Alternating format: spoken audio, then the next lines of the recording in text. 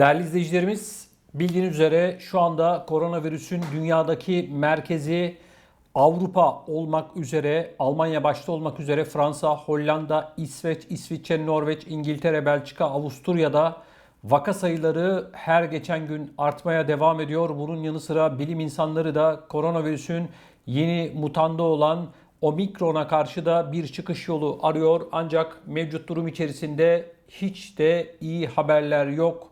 Profesör Doktor Uğur Şahin, BioNTech'in ortaklarından biliyorsunuz. Bu BioNTech aşısını bulan isim. Ondan bir son dakika açıklaması var. Maalesef yapılan bu açıklama bilim insanlarının da bu virüse karşı çaresiz olduğunu ifade ediyor. Aşılarla ilgili olarak son durumu da Profesör Doktor Uğur Şahin yine aktarıyor. Şöyle bir tablo var değerli izleyicilerimiz. Maalesef bu Omikron varyantı hızlı bir şekilde, etkin bir şekilde yayılıyor. Bilim insanlarının ellerindeki bu sıvılar da ne derece etkili, bunu bu sıvıları üreten insanlar dahi bilmiyor. Bakalım Profesör Doktor Uğur Şahin neler söylüyor?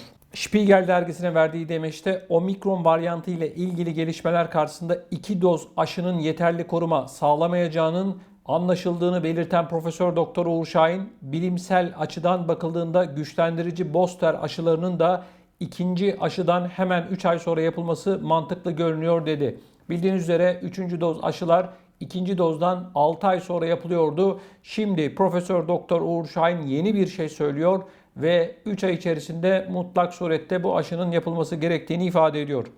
İngiltere'de booster aşılarının bu şekilde uygulandığını ifade eden Uğur Şahin, BioNTech aşısının yeni varyanta uyarlama çalışmalarının devam ettiğini vurgulayarak gerekli durumda 4. olarak yapılmasının söz konusu olduğunu söyledi.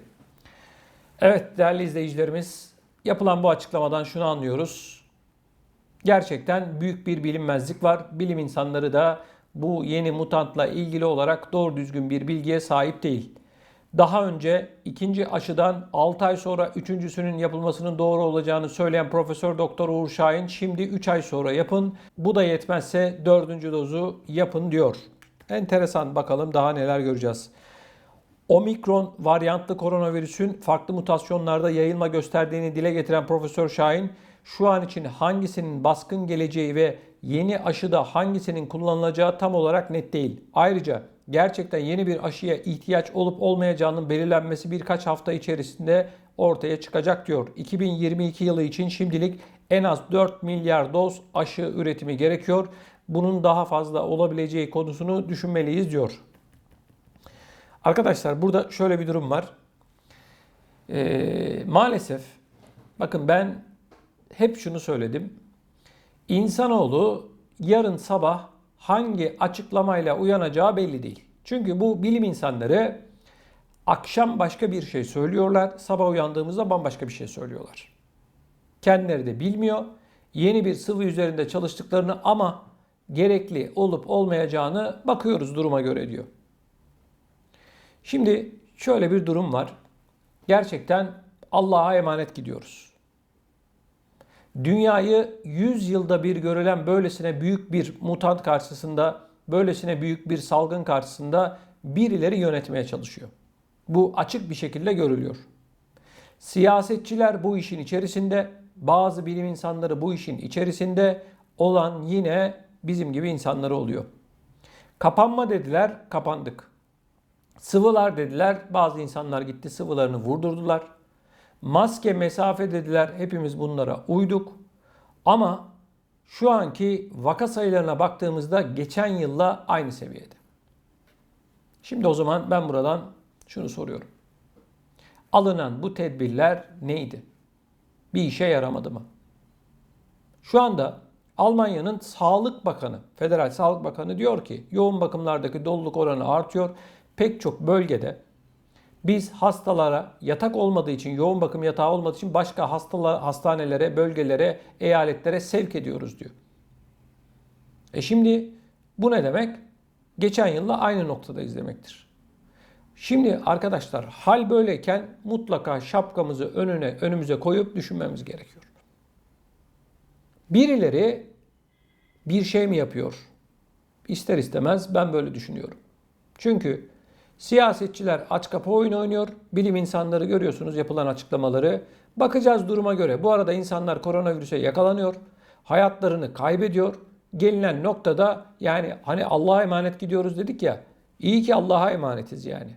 Şükür. Bunlara tamamen emanet olsak kim bilir başımıza daha ne işler gelecek.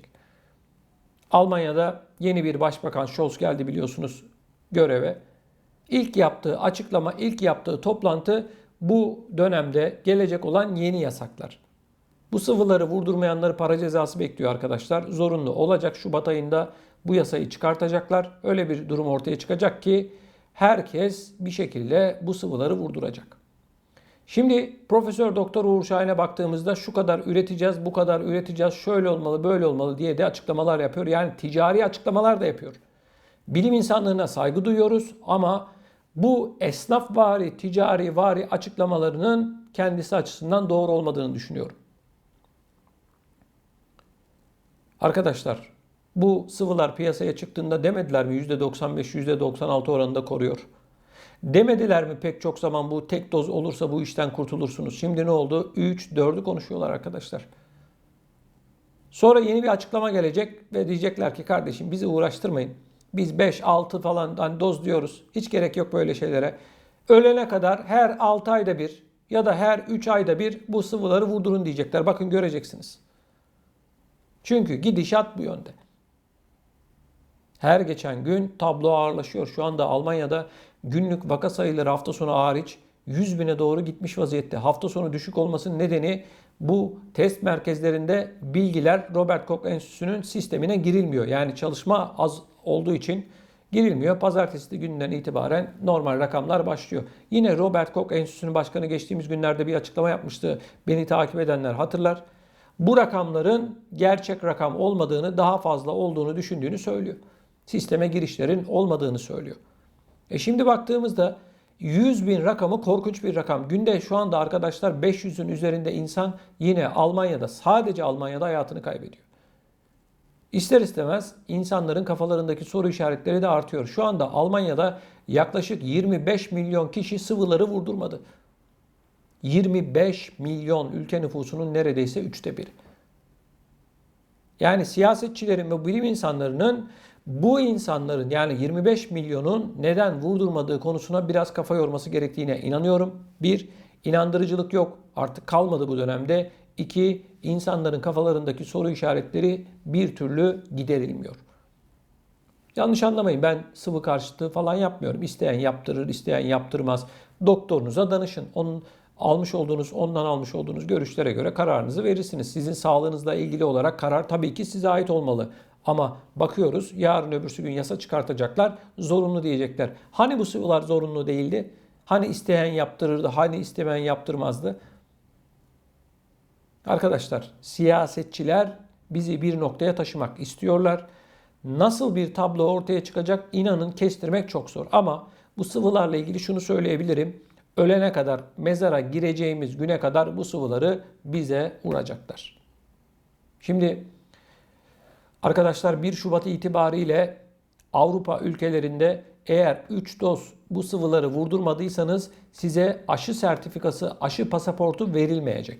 Bu ne demek? Avrupa dışında başka bir yere seyahat edemeyeceğiniz anlamına geliyor. Yani insanları, bu sıvıları vurdurmayan insanları eve hapsetmek istiyorlar. Bunun adı cezalandırılma.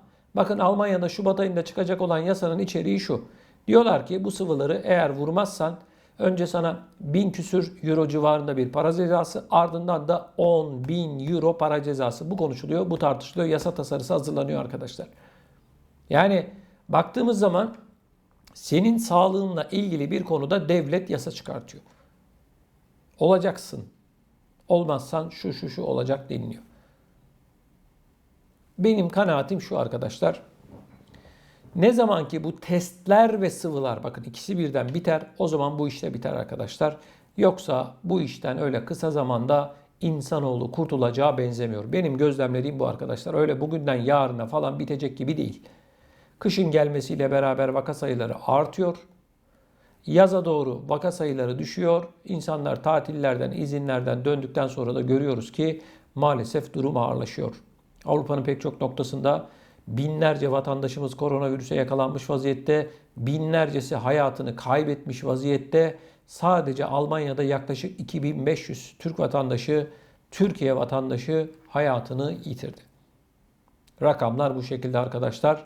Sıvı diyorlar 3, 4, 5 doz vesaire diyorlar ama ben Hatice'ye değil neticeye baktığım zaman önümdeki tablonun hiç de iç açıcı olmadığını gözlemleyebiliyorum. Bilmiyorum sizler neler düşünüyorsunuz? Lütfen görüşlerinizi videomuzun altında bulunan yorum bölümüne yazarak bizlere iletin. Bunun yanı sıra gündeme getirilmesini istediğiniz konular varsa da onları da yine bu videomuzun altındaki yorum bölümüne yazarak bizlere ulaştırabilirsiniz. Sizlerden ricam şu: daha fazla insana ulaşabilmemiz için mutlaka videolarımızı beğenmenizi ve kanalımıza da abone olmadıysanız mutlaka abone olmanızı sizlerden hasreten rica ediyorum.